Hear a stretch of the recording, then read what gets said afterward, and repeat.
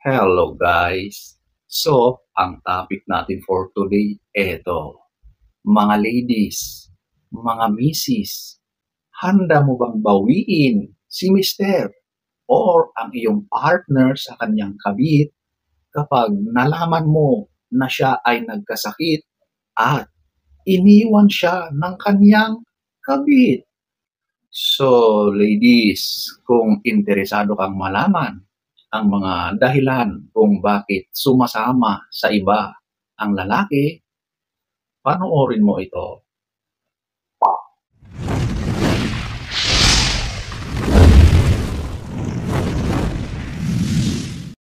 So, eto, ating aalamin ang mga rason kung bakit ang lalaki ay sumasama sa iba. Number one, eto, yung nasa katawan niya. So, ito na yung mahirap iwasan, mahirap takasan ng isang lalaki kapag nasa lahi na niya yung pagiging ganon. Okay? Kaya ladies, kapag pipili ka ng isang lalaki na magiging partner sa buhay, dapat suriin mo yan ng maayos. Alamin mo yung pinanggalingan niyang pamilya, yung background niya, okay? Kung yung mga magulang niya, mga tiyuhin, tiyahin, yung mga kaanak niya ay marami sa kanila ang ganito, nako, mataas ang chances na magiging ganyan ang sitwasyon nyo. Na kapag nagsawa siya, ay maghahanap yan ng iba. Kasi nasa katawan na niya yon, nasa lahi nila, nasa genes. Number one. Number two, ito yung wala ng intimacy or ito yung literal na wala ng pagtatalik. Okay? Siguro sa iba ay hindi nila ito pinagtutuunan ng pansin na akala nila ay okay lang. Pero sa isang lalaki ay hindi. Tao yan, lalaki yan. Yan ay napakahalaga sa kanya. At kapag napakatagal or hindi mo na siya pinagbibigyan, hindi mo na naibibigay yung dapat na responsibilidad mo, obligasyon mo sa partner mo, sigurado na darating yung panahon na yan ay hahanapin niya sa iba. Kaya kapag hindi mo na naibibigay sa kanya ang bagay na yan, isang dahilan yan para hanapin niya at kunin sa ibang babae. So, ayan po ang number two. Number three, may problema siya sa kanyang personality or sarili. So, ito yung madali siyang maakit, madali siyang humanga, madali siyang matukso. Meron talagang mga tao na ganito na hindi nila mapigilan na kapag meron silang nakitang iba, naaakit agad sila at hindi nila kayang labanan or kontrolin yung sarili nila. Sila yung mga tao na mahihina pagdating sa ganyan. Okay? Meron talagang mga ganyang mga individual. At kapag natapat sa iyo ang ganyan, napakataas ang chances na yan ay magkakaroon ng iba dahil mahina ang kanyang personality. Yun ang kanyang downfall. Hindi niya nalalabanan. Kaya niya nagagawa ang bagay na yan. So mahalaga talaga na dapat nalalaman mo ang pagkatao ng lalaki bago mo siya pipiliin. Lalong-lalo na kapag yung gusto mong makasama habang buhay. Number three. Number four, maraming bisyo, mabisyo. So, alam nyo, kapag ang lalaki ay mahilig sa mga ganyan, mga bisyo, mga sugal, pag-aalak, basta yung mga bisyo na alam mo na masama, madalas kaakibat niyan ay babae. Okay? Laging karugtong ang mga yan. So, kung ang lalaki ay nakikita mo na siya ay napakaraming bisyo, nako, sigurado na kapag naging kayo, magiging problema yan. Hindi ko nilalahat, pero karamihan ay karugtong lagi yan. Okay? So ladies, kapag nakikita mo na sa isang lalaki na mabisyo siyang tao, naku, mag-isip-isip ka dahil sigurado na maaring magkakaproblema kayo sa relasyon in the future. Number 4,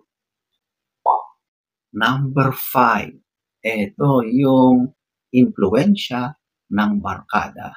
Alam nyo, hindi ko naman nilalahat, pero madalas kasi kapag mabarkada ang partner mo, ang lalaki, madalas ay yung impluwensya ng barkada ay kasama yan. Yung mga babae, yan lagi ang pinag-uusapan. Real talk lang, okay? Kaya kapag ang tropa, ang kaibigan, barkada ng partner mo ay yung ganitong mga uri ng tao, sigurado na siya ay maiimpluwensyahan sa ganyang bagay. Kaya mahalaga rin na alam mo kung sino yung mga lagi niyang kasama, kung sino yung mga kaibigan niya. Kasi ika nga sa kasabihan sa Ingles, birds of the same feather flock together. At may katotohanan yan. Kaya kung talagang hindi maiwasan at talagang palakaibigan ang partner mo, dapat piliin niya. Dapat nalalaman mo rin kung sino sila para magabayan mo siya, para mapagsabihan mo kung baka nasa maling landas yung ginagawa nila. So ayan po ang number 5. Number 6, makasarili or selfish. Meron talagang mga lalaki na ganyan, na ang iniintindi lang, ang iniisip lang nila ay yung sarili nilang kaligayahan. Okay? Kaya pagdating sa aspetong yan, sa ganyang mga relasyon, hindi na nila iniisip yung consequences, yung maaring masasaktan sa kanilang ginagawa. Basta ang sa kanila lang ay ayun, masaya sila sa kanilang ginagawa. Kahit mali ang ginagawa nila, kahit yan ay sobrang nakakasakit doon sa kanilang partner, sige pa rin sila. Oops, hindi ko nila lahat, pero mayroon talagang mga lalaki na ganyan. So ayan po ang number 6. Number 7, hindi na kayo nag-uusap. Kapag hindi na kayo nag-uusap, sigurado na yan na ay dulot or sanhi ng mga problema sa relasyon nyo na hindi nyo inaayos. Kaya humahantong sa hindi na kayo nakakapag-usap. At kapag ganyan ang nangyayari, sigurado na maghahanap yan ng kalinga. Maghahanap yan ng makakausap. At madalas ay masama ang nagiging resulta. At yan yung naghahanap na yan ng ibang babae or kalinga ng ibang tao. So ladies, kapag alam nyo na meron kayong hindi pagkakaintindihan, mainam na pag-usapan at ayusin para hindi na lumala at hahantong sa ganyan. Number 7. Number 8, hindi ka na mahal. Yes, yung mga lalaki na gumagawa ng ganyan, hindi ka na talaga mahal. Kasi kapag mahal ka ng lalaki, hindi siya gagawa ng mga bagay na makakasakit sa iyo. Hindi niya masikmura, maatim na gumawa ng mga bagay na alam niya na makakasira sa relasyon niyo. So, kapag yan na ay ginagawa sa iyo ng lalaki, wala nang pagmamahal yan. Kung yan ay nagsasabi na mahal ka niya, nako, kasinungalingan yan. Okay? Maaring ayaw niyang umalis dahil meron siyang rason or meron siyang napapala sa iyo sa ibang bagay. Other than that, wala na. So, ayan po ang number 8.